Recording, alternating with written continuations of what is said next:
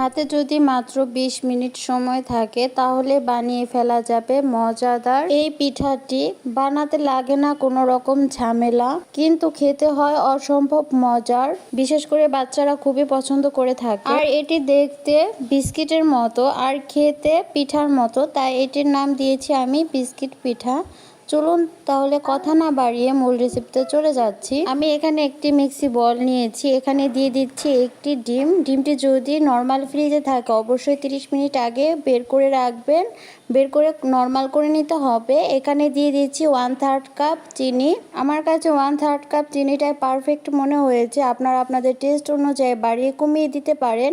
এখন এখানে একটা হ্যান্ড উইক্সের মাধ্যমে আমি চিনিটা গলে ডিমের কালারটা চেঞ্জ হয়ে না আসা পর্যন্ত আমি ভালোভাবে ফেটিয়ে নিচ্ছি। দেখতেই পাচ্ছেন ডিমের কালারটা চেঞ্জ হয়ে গিয়েছে।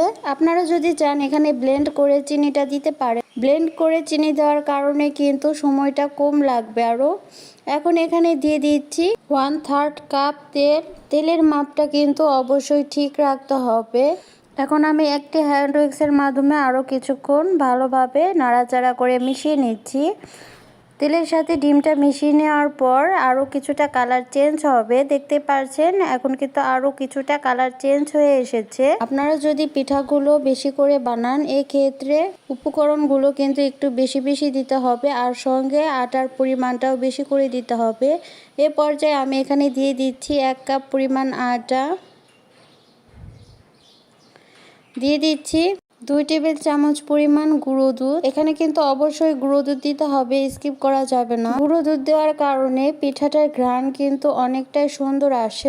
এখন দিয়ে দিচ্ছি 1/2 চামচ বেকিং পাউডার। বেকিং পাউডারটা কিন্তু অবশ্যই দিতে হবে, এতে পিঠাটা ফুলে উঠবে। বেকিং পাউডারটা দেওয়ার কারণে পিঠাটা মজাও হয়ে থাকে। আর এখানে দিয়ে দিচ্ছি 1/2 চামচ পরিমাণ লবণ। এখন একটি হ্যান্ড উইক্সের মাধ্যমে এই উপকরণগুলোকে আমি ভালোভাবে মিশিয়ে নিচ্ছি। আর হ্যাঁ, এই বিস্কিট পিঠাগুলো বানিয়ে আপনারা কাচের জারে ভরে সংরক্ষণ করে রাখতে পারবেন বছর জুড়ে। বিস্কিট পিঠাগুলো নষ্ট হবে না, একদিন বানিয়ে কয়েকদিন বাচ্চাদের দিতে পারবেন, আর বাচ্চারাও খুবই পছন্দ করে মজা করে খাবে। আর এখানে একটি ডিমের জন্য কিন্তু 1 কাপ পরিমাণ আটা লাগেনি, এর থেকে বেশি লেগেছে। আমার এখানে 1.5 কাপ পরিমাণ আটা লেগেছে।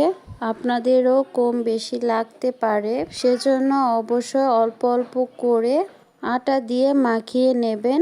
একবারে বেশি আটা দিতে যাবেন না, এতে আটার পরিমাণটা বেশি হয়ে যেতে পারে। এ পর্যায়ে আমি হাতের মাধ্যমে ভালোভাবে মথে নিচ্ছি। প্রথম পর্যায়ে মাখাতে কিন্তু খুবই কষ্ট হবে, কোনো সমস্যা নেই। এখানে আমি কিছুটা পরিমাণ তেল দিয়ে মাখিয়ে নেব। তেলটা দিয়ে মাখানোর কারণে কোনো রকম সমস্যা হবে না। দেখতে পাচ্ছেন আমার মাখানো অলরেডি হয়ে গিয়েছে। এখন আমি আরও কিছুক্ষণ ধরে একটু মথে নিচ্ছি। বেশি করে মথে নিলে ব্যাটারটা সফট হবে, দেখতে পাচ্ছেন। এখন এটিকে আমি ঢেকে প্রায় 10 মিনিটের জন্য রেস্টে রেখে দিচ্ছি। চলে আসলাম 10 মিনিট পর, ঢাকনাটা উঠিয়ে দেখাচ্ছি। দেখতে পাচ্ছেন প্রপারলি সফট হয়ে গিয়েছে। এখন আমি আরও কিছুক্ষণ একটু ভালোভাবে মথে নিচ্ছি। এই বিস্কিট পিঠাটা খেতে যে এত মজার হয়ে থাকে, আপনারা যদি না বানিয়ে থাকেন তাহলে মিস করবেন। সেজন্য অবশ্যই বাসায় বানাবেন, আশা করছি আপনাদের ভালো লাগবে। এই জন্য আমি বিস্কিটে পিঠার যে শেপ দেব সেজন্য একটা আমি চামচ নিয়েছি, এখানে একটু তেল মাখিয়ে নিচ্ছি। এই চামচের মাপে আমি পিঠাগুলো বানাবো, এতে সবগুলোর মাপ একরকম হবে। দেখতে পাচ্ছেন আমি একই মাপে সবগুলো বিস্কিট পিঠাগুলো বানিয়ে নিচ্ছি। আমি আমার পছন্দ অনুযায়ী শেপ দেব, আপনারা আপনাদের পছন্দ অনুযায়ী শেপ দেবেন, কোনো সমস্যা নেই। আর এই পিঠাটা কিন্তু শেপ দেওয়ার সাথে সাথে তেলে ছেড়ে দিতে হবে, তাহলে কিন্তু শেপটা থাকবে না।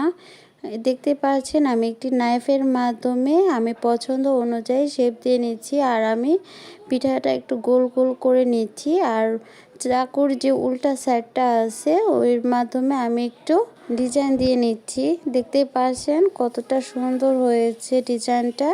এখন কিন্তু আমি বেশি সময় ধরে রাখবো না, এখন আমি আরেকটা আপনাদেরকে দেখাচ্ছি। দেখতে পাচ্ছেন প্রথমে আমি একটি চামচের মাধ্যমে উঠিয়ে নিলাম। এখন আমি গোল করে নিচ্ছি, গোল করে একটু চ্যাপ্টা করে নিচ্ছি।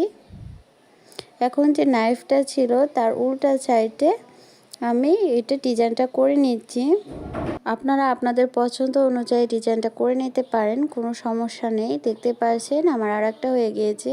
চুলায় আমি একটি প্যান বসিয়ে দিয়েছি। এখানে আমি রান্নার রেগুলার সয়াবিন তেল দিয়ে দিচ্ছি। তেলটা একটু বেশি করেই দেব, একটু ডুবো তেলে ভাজবো আমি পিঠাগুলো।